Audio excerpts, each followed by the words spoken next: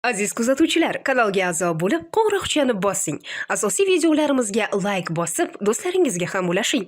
Bu bilan siz Khan Academy Uzbekning rivojlanishiga va ommalashishiga o'z hissangizni qo'shgan bo'lasiz. Darsimiz davomida ekvivalent tushunchasini ko'rib o'tamiz. Mana bu yerda qisqa ta'rif keltirilgan. Albatta bu ta'rif Wikipediyadan olingan. Kislota asos reaksiyasida bir mol vodorod ionlarini qabul qiladigan yoki beradigan modda. Demak, bir mol haqida gap ketyapti va oksidlanish qaytarish reaksiyalarida bir mol, yana bir mol elektron bo'lgan bergan yoki olgan moddaga. Albatta bu yerdagi ma'lumot meni biroz dovdiratib qo'ydi, lekin keling mana bu qisqa bir ta'rifga diqqat qaratamiz. Bu yerda qanday ma'no aks etyapti? Demak, ekvivalent deb qarama-qarshi zaryadlangan monovalentning, diqqat qarating, qarama-qarshi zaryadlangan monovalentning bir mol zaryadini muvozanatlash uchun kerak bo'ladigan mol miqdori. Demak, bu albatta ba'zi ionlar uchun deb yozib olamiz. Demak, ba'zi ionlar uchun, demak, mana shunday ta'rif bor.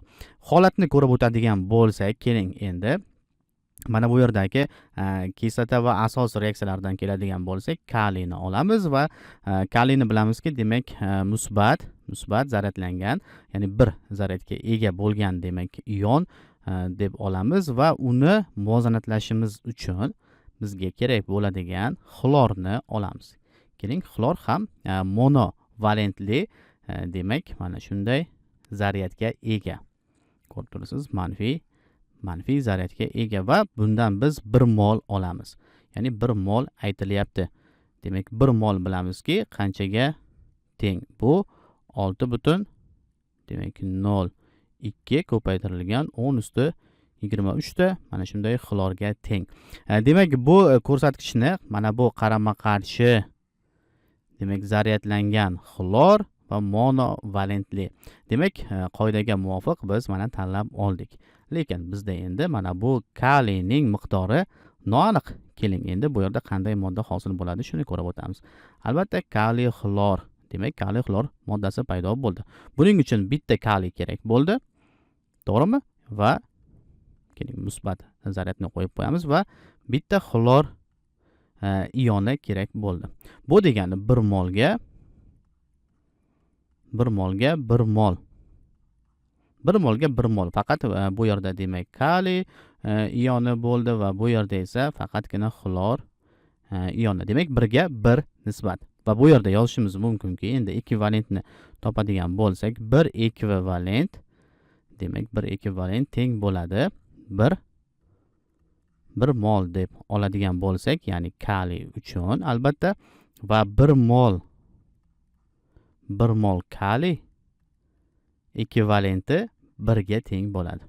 Albatta bu juda ham sodda. Ya'ni bu 1 ga teng edi, mana bu yerda zaryad va shuning uchun ham ekvivalent miqdori 1 ga teng bo'ldi. Demak, mana shunday sodda yo'li ham bor, lekin endi keling keyingi holatlar uchun ham mana shu demak qoidani tatbiq qilamiz va biroz suratni pastga tushirib olamanda endi kalsiy bo'yicha demak ko'rib chiqamiz. Demak, bizda endi kalsiy ioni bor. Ya'ni bilamizki, unda mana bu yerda musbat 2 zaryadga ega va unga ham xuddi shunday endi monovalent, ya'ni qarama-qarshi zaryadga ega bo'lgan monovalent ionni tanlaymiz. Yana o'sha xlorni demak tanladik.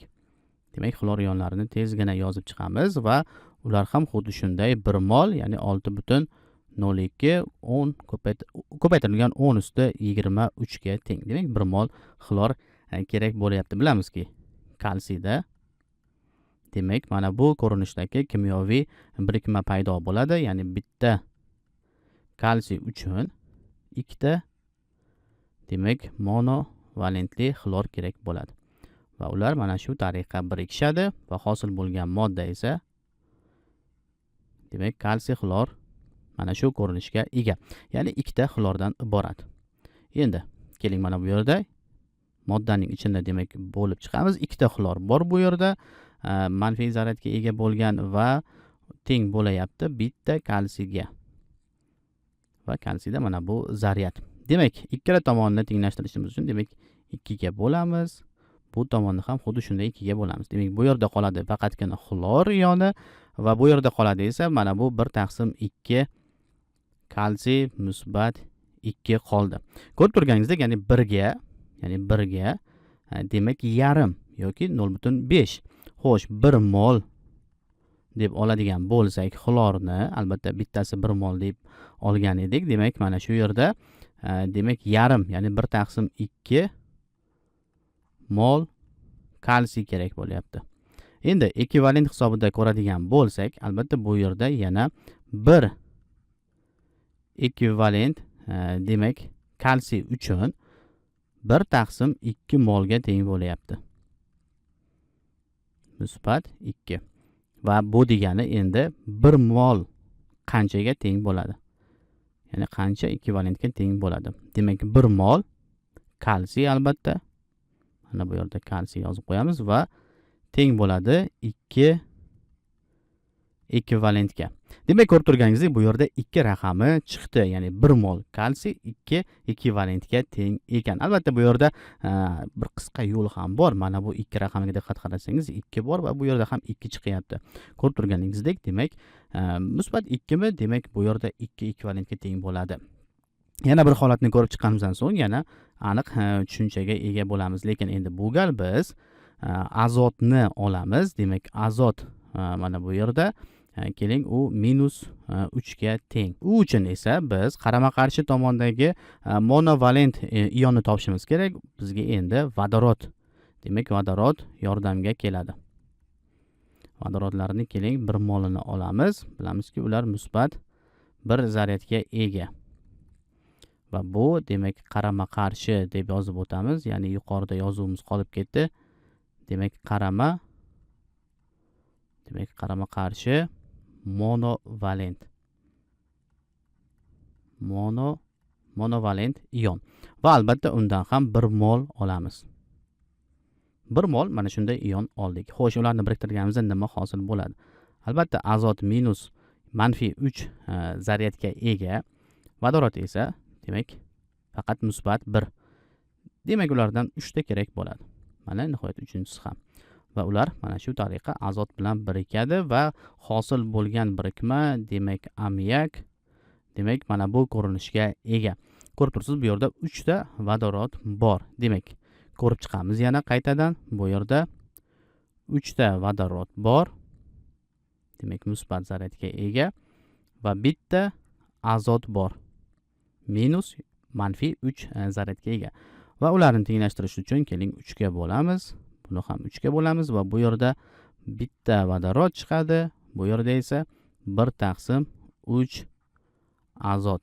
Ko'rib turganingizdek, endi 1 mol, albatta 1 vodorod 1 mol bo'ladi. Ya'ni 1 mol vodorod ioni va teng bo'ladi. Mana bu yerda 1/3 mol azot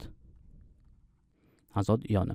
Demak, ko'rib turibsiz, mana mol ko'rinishini ham keltirib oldik. Endi mana bu yerda ekvivalentga o'tamiz. Ya'ni 1 ekvivalent, demak 1 ekvivalent teng bo'lyapti azot uchun 1/3. Demak, mol azot mana shunday ekvivalentga teng ekan. Endi 1 mol azotning ekvivalentini topadigan bo'lsak, demak 1 mol azot uchun ekvivalent albatta 3 ga teng bo'ladi. Yana o'sha holat, ya'ni bu yerda 3 raqamini ko'rib turibsiz va bu yerda ham xuddi o'sha 3 raqamini ko'rib turibsiz. Qisqa qilib aytadigan bo'lsak, qarama-qarshi tomondagi zaryadni muvozanatlashtirish uchun kerak bo'ladigan moddaning miqdori, ya'ni mollar miqdori, demak ekvivalentni anglatyapti.